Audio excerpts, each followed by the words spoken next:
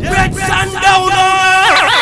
Great Sundowner! Eyokubiri omusomo ogutegekebwa buli mwaka okuva mu bannafu abaproof bio research jangu oyige jangu wejje mu mbeera ey'obwavu n'omukenkufu Professor Julius Nyanzi omuwanguzi wa awaadi y'obuyiiya bw'omwaka 2017 jangu oyige butabonza okwekulakulanya science ne tekinologiya ennimi ey'omulembe okutandikawo obukolero obutonotono okukola sabbuuni w'olususu okuva mu bikola by'amapaapaali okukola eddagala ly'amannyo okuva mu binazi endiisa y'enkoko ng'okozesa enkuyege n'ebisosonkole by'amagi ebyokuyiga bingi kugenda okubeera kwekutolya mall gira okuz'omwezi 28 okutoba okutandika ne saa 3 ez'okumakya okuyingira emitwalo 5 zokka okwo ng'ofunirako endukwa ya stevia flax wamu n'esukaali w'amazzi owa stevia okumanya ebisingawo okuva ku 0702 06 16 52 oba 0779 51 52 abatulaba balaba programu yaffe n'enganzi ey'emboozi z'omukenkufu nga bwe tutandikidde mu jjiya olw'omwoleso gwaffe gwe tulindiridde ffenna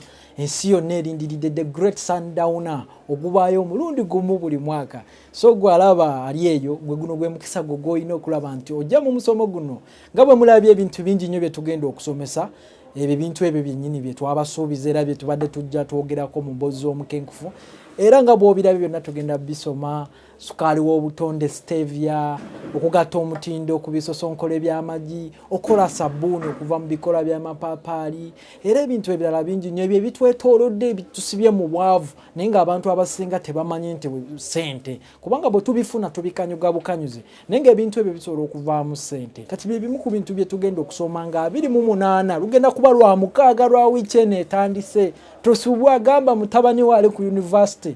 gamba mama wo gamba tata wo gamba muganda wo gamba mukowo abeerewo kubanga lwe lunaku mulindwa the Great Sundowner gwali eyo ng'olina enkoko zo naddala bino bibulaira naludako ku bibulaira nga nkyali mu primary nga byonna bimenyeka ogenda n'okigeza kituuke ku Sundowner nga kinene okitunze omukenkufu akigabira abantu balye naye ogenda okulaba nga kimenyese olw'okuba nti amagumba amanafu naye kati eminnyo egiri mu bisosonkolo gino calcium alimu agenda kuyamba enkoko zo okuguma tugenda kuyigiriza okulaba nti okozesa ebisosonkolo okuliisa enkoko era tugenda kuyigiriza mu magumba g'enkoko ago gennyini okukolamu ebigimusa abadde okimanyi nti amagumba g'enkoko gakola ebigimusa ebisingayo okuba ebirungi mulaba ettaka lino eri Amazon buli omu akayanira ettaka lya Amazon kubanga Amazon alimu ebinyonyi ebifa amagumba ago ne gazaayo eminnyo mu ttaka kakyova olaba ettaka lyeyo Amazon gimu nnyo mu lulimi olwaffe olw'ekinoonyereza tuliyita terapreta ettaka bwe lityo terirabika eribaamu amagumba g'ebisolo naye kati tugenda kuyigiriza okukola ebigimusa okuva mu magumba g'enkoko akatwetoolodde abantu baluminya nnyo muwogo naye tebakimanyi nti muwogo watunzi muwogo ekyo ekikuta ekyo kyosuula kijjudde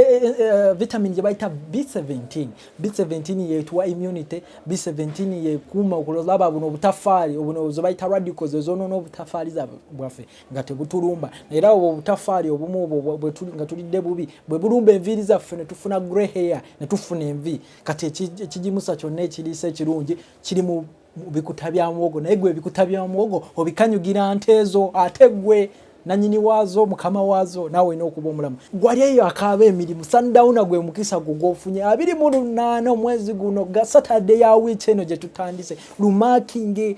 kubanga osobola ogamba bannaayo ebintu bizibu nnyo obadde okimanyi nti osobola okusaanuusa sabbuuni ono nga bwe ngenda okulaga abadde gwe bayita laundry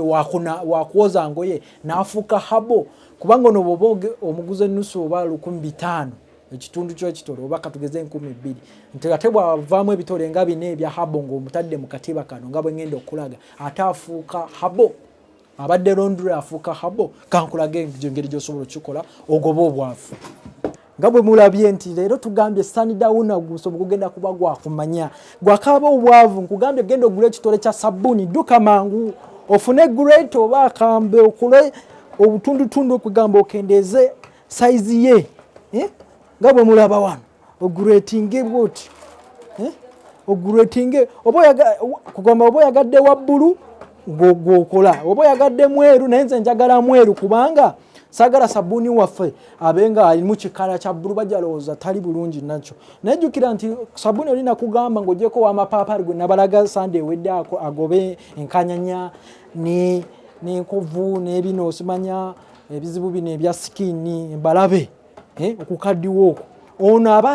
abakyalimu ekirungo kya lai kati bw'oguletinga bwotyo ekirungo oba okikendezeza kati ekiddako ki kufuna kaseffuliya tumusaanuuse abadde ow'okunaaba oli gwe mumanyi ow'okunaaba tumufumbe kirungo kiri eky'omutawaana ekya lai kiggwemu gwali awo corporate ng'ogamba emirimu gyakubula nze olaba nkyalina mu mataayi gange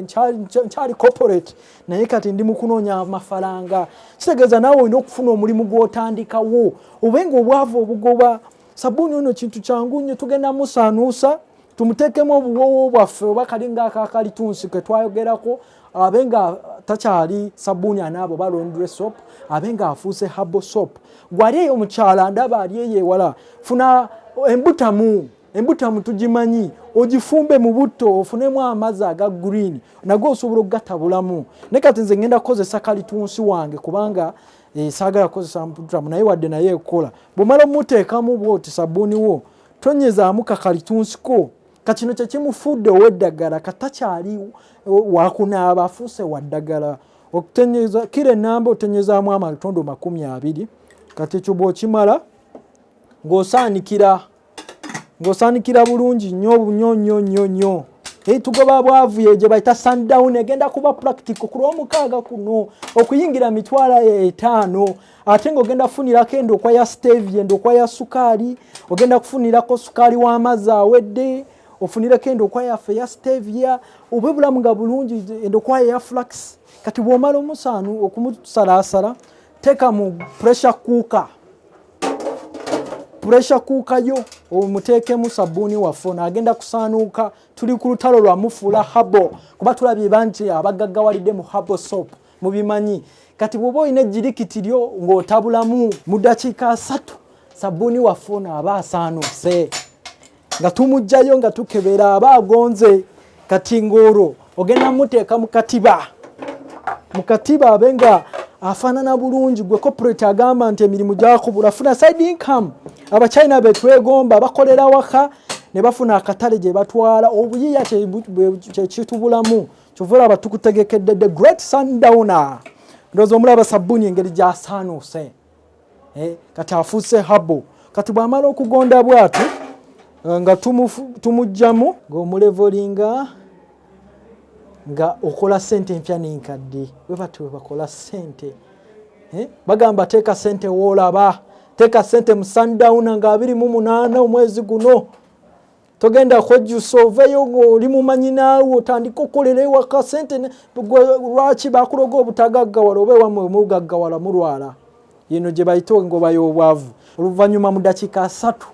sabbuuni waffe ajja kuba amaze okukwata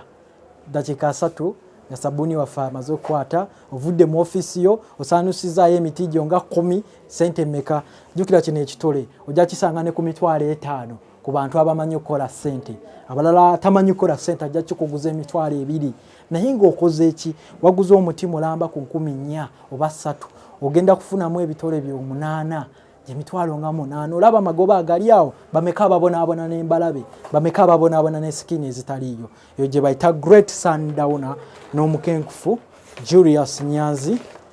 ne sabbuuni waffe ng'awedde The Great Sundowner! The Great Sundowner! Eyokubiri omusomo ogutegekebwa buli mwaka okuva mu bannaffe aba Proof Bio Research jangu oyige jangu wejje mu mbeera ey'obwavu n'omukenkufu Professor Julius Nyanzi omuwanguzi wa awaadi y'obuyiiya bw'omwaka 2017 jangu oyige butabonza okwekulakulanya science ne tekinologiya ennima ey'omulembe okutandikawo obukolero obutonotono okukola sabbuuni w'olususu okuva mu bikola by'amapaapaali okukola eddagala ly'amannyo okuva mu binazi endiisa y'enkoko ng'okozesa enkuyege n'ebisosonkole by'amagi ebyokuyiga bingi kugera okubeera kwekutoolyo mall ngiraku z'omwezi 28 okutoba okutandika ne saa 3 ez'okumakya okuyingira emitwalo 5 zokka okwo ng'ofunirako endokwa ya stevia flax wamu ne sukaali w'amazzi owa stevia okumanya ebisingawo okuva ku 0702 06 16 52 oba 0779 51 96 52